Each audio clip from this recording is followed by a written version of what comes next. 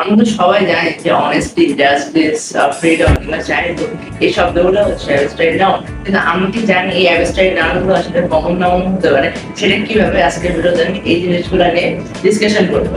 So আমরা যদি একটা সেন্টেন্স দেখি, honesty is the best policy, সেখানে অনেস্টটা কিন্তু আসলে নিঃসন্দেহে অ্যাবস্ট্রাক্ট নাউন। কারণ আমরা অ্যাবস্ট্রাক্ট নাউনের সংজ্ঞা যেটা জানি, আমরা যেই নাউনগুলোকে চোখে দেখতে, কানে শুনতে কিংবা নাকে ঘ্রাণ নিতে কিংবা জিহ্বা দিয়ে সেটা স্বাদ গ্রহণ না করতে পারি, তো তখন আমরা সেটাকে অ্যাবস্ট্রাক্ট নাউন বলবো। শুধু আমরা সেটাকে জাস্ট মনের ভিতর থেকে উপলব্ধি করতে পারবো। যেহেতু অনেস্টি মানে হচ্ছে সততা, তো সততাকে কিন্তু আমরা চোখে দেখতে পারি না, কানে শুনতে পারি না কিংবা নাক দিয়ে কোনো ঘ্রাণ নিতে পারি না, এটাকে জাস্ট আমরা মনের ভিতর দিয়ে উপলব্ধি করতে পারি। সো দ্যাট ইজ ওয়াই আমাদের এখানে অনেস্টিটা নিঃসন্দেহে অ্যাবস্ট্রাক্ট নাউন।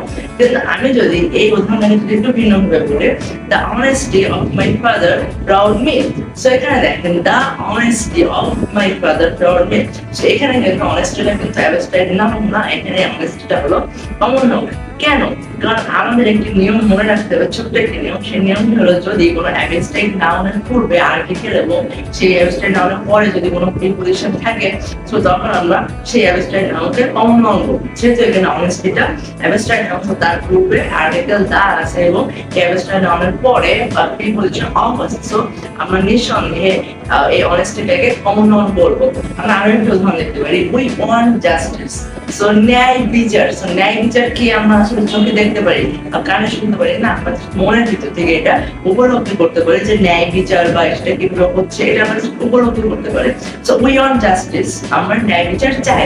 সো ন্যায় বিচার নিঃসন্দেহে অ্যাবস্ট্রাক্ট নাউন। কিন্তু আমি যদি সেন্টেন্সটাকে টুনভাবে বলি যে he is the justice of high court, so এখানে দেখেন জাস্টিস আমরা জেনেছিলাম যে জাস্টিসটা অ্যাবস্ট্রাক্ট নাউন, এবং এই দেখেন এই অ্যাবস্ট্রাক্ট নাউনের পূর্বে কি আছে, আর্টিকেল দা আছে এবং অ্যাবস্ট্রাক্ট নাউনের পরে প্রিপজিশন অফ আছে। সো আমরা এই যে জাস্টিসটাকে নিঃসন্দেহে কমন নাউন বলবো। এখন দেখেন এখানে কিন্তু জাস্টিস শব্দটা কিন্তু আসলে ন্যায় বিচার অর্থ দেয় না, এখানে কিন্তু জাস্টিসটা আসলে ন্যায় বিচারক অর্থটা দেয়।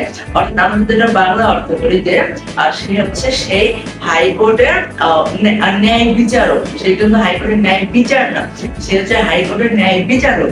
সো এখানে দেখেন ন্যায় বিচারক এটা একটি কমন নামকে বোঝাচ্ছে, বা এটা কোন একটা মানুষের মানে সাধারণ গুণের নামটাকে নির্দেশ করতেছে, যে ন্যায় বিচারক এটা একটা সাধারণ কোনো নামকে বোঝাচ্ছে। তো এখানে যেহেতু জাস্টিস মানে ন্যায় বিচারক অর্থ দিচ্ছে, সেখানে আমরা জাস্টিসটাকে এমনিতেও কমন নাউন বলতে পারি। হ্যাঁ, তবে এটি সত্য যে আমরা সকল উদাহরণের ক্ষেত্রে কিন্তু আসলে এরকম লজিক খুঁজে পাবো না।